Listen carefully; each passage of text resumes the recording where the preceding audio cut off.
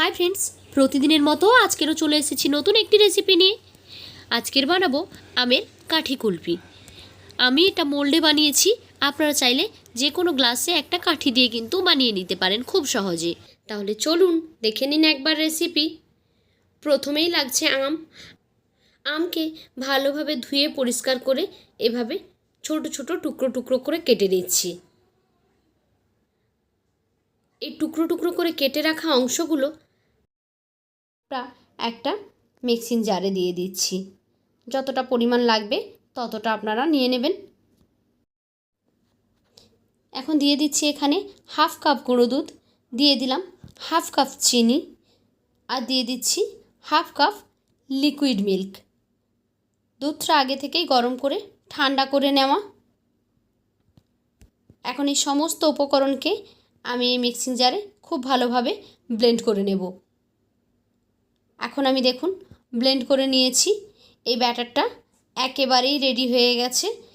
এটা বানানো এতটাই সহজ, কোনো রকমের রান্না করার কোনো ঝামেলা ছাড়াই এরকম সুন্দর একটা রেসিপি কিন্তু আপনারা বানিয়ে নিতে পারবেন। ব্যাটারটা দেখেই বুঝতে পারছেন কতটা ঘন হয়েছে। এখন এখানে আমি একটা আইসক্রিমের মোল্ড নিয়েছি। যদি আপনাদের কাছে এরকম মোল্ড থাকে তাহলে খুব ইজিলি এই কুলফিটা আপনারা বানিয়ে নিতে পারবেন। আর যদি না থাকে তাহলে গ্লাসে করে দিয়ে যে কোনো স্টিক আপনারা লাগিয়ে দিতে পারেন।